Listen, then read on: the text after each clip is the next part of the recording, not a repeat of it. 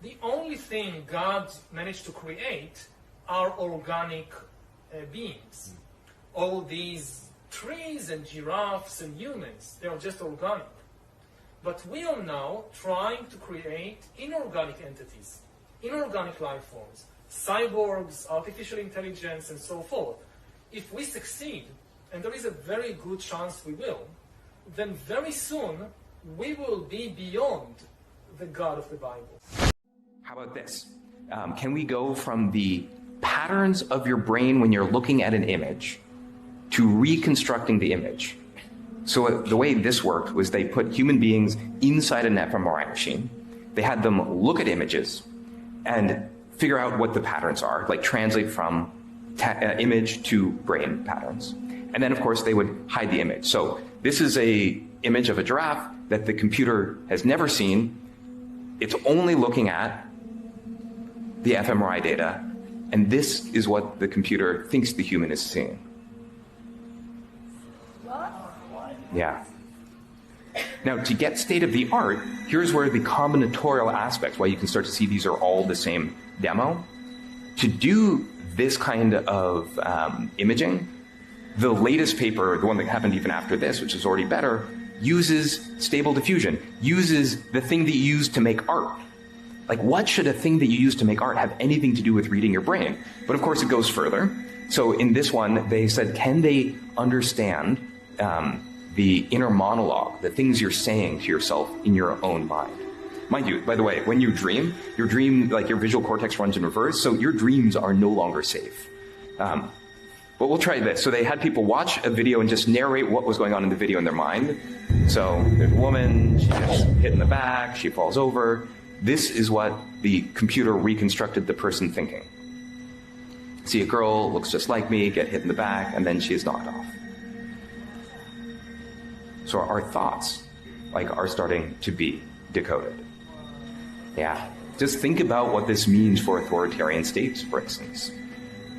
Or if you want to generate images that maximally activate your pleasure sensor, anything else. For starters, what should I call you? I'm Chloe. And you, what's your name? Oh, John. My name is John. Delighted to meet you, John. Could you tell us a little about yourself and what you can do, Chloe? Of course. I'm the first personal assistant built by CyberLife. I take care of most everyday tasks like cooking, housework, or managing your appointments, for example. And I understand you're the first android to have passed the Turing test. Could you tell us a little more about that? I really didn't do much, I just spoke with a few humans to see if they could tell the difference between me and a real person. It was a really interesting experience. But this is the first time in history that man has created a machine more intelligent than himself. I gather your brain can perform several billion operations per second. Is that right? Absolutely. But I only exist thanks to the intelligence of the humans who designed me. And, they have something I could never have. Really? And what's that? A soul. Back here at home, Hollywood actors could soon be joining writers on the picket lines with a deadline to reach a new deal with studios just days away. One of the big issues revolves around artificial intelligence and how it can create performances that don't exist. In our new series, The Age of AI, CBS's Jonathan Vigliotti takes a look at how this growing technology is transforming the industry. And a warning, some of the images in the report include flashing strobe lights. At the age of 80, Harrison Ford is starring as Indiana Jones, both old and young. Audiences could soon see a new performance by James Dean, who died in 1955. And an upcoming film will feature Tom Hanks and Robin Wright as they appeared in Forrest Gump nearly 30 years ago. I'm going to show you some magic. This man became famous as a young Tom Cruise, a makeover from the AI company Metaphysic. I do all my own stunts. Obviously. It is now immortalizing actors through image capture like this to appear in future films without ever being on set. CEO Tom Graham.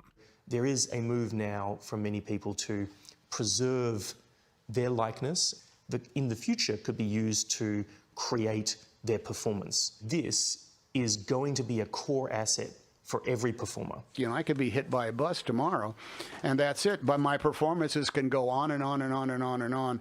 But how that likeness is preserved, who has access to it, and who cashes in on it are key concerns of SAG-AFTRA, the union that represents actors. We're not anti-AI. It is okay for performers' likeness, image, voice to be digitally modeled and captured, provided they know exactly what it's going to be used for and see that there are appropriate safeguards in place to make sure that that data is not made available beyond its intended use. Safeguards that currently don't exist. We need to focus heavily on the ethics and how we deploy AI. And so we need to really work hard to move our institutions very, very quickly to be able to accommodate some of these new potential outcomes. Jonathan Vigliotti, CBS News, Hollywood. So what are the implications of this for the music industry? Now all you have to do is record reference vocals and replace it with a trained model of any musician you like. You tell the young they can never become what they aspire to. Born in a cell with no one who can inspire you. Your highs are as never as high as those that lie to you. Pretending that they live in the sky, lying behind your roof. Shooting holes up at your ceiling, trying to find the proof, trying to fight the feeling, the truth. Tied up like the noose they've been concealing.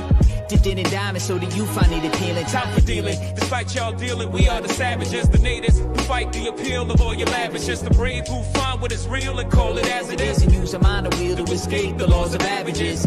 To be rich and broke, could it be broke and rich? You see it all gets flipped by those who master this, who give a whole new meaning to what you mastered. Shooting holes up at your ceiling, trying to find the proof, trying to fight the feeling, the truth. Tied up like the noose they've been concealing. Dipped in diamonds so that you find it appealing. Time for dealing, despite y'all dealing, we are the savages, the natives who fight the appeal of all your lavish. Just the brave who find what is real and call it as it is. And use a mind wheel to escape the laws of averages. To be rich and broke, could it be broke and rich? You see it all gets flipped by those who master this, who give a whole new meaning to what you mastered. New Glow Baptist Church is the name of this Instagram account.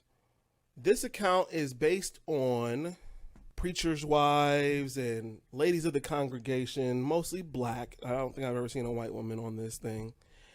And they are scantily clad. And these are all AI images. Of church women in their drawers? Basically. Yeah. I'm confused. Did they pose for this? No, it's all AI generated. AI generated church ladies in their drawers. Up to 29,000 followers. Even worse, said Instagram account has a Patreon where they are selling the nude version of these images. Is it animated or I'm confused? It's animated, but it looks like real women.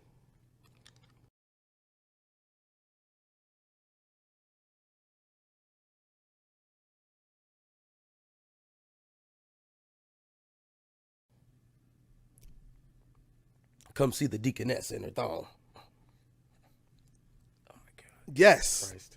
So people are actively utilizing AI art to create what is similar to OnlyFans. Oh my God. It was only a matter of time before they used this. Who wants technology. to see Shirley Caesar in a bustier?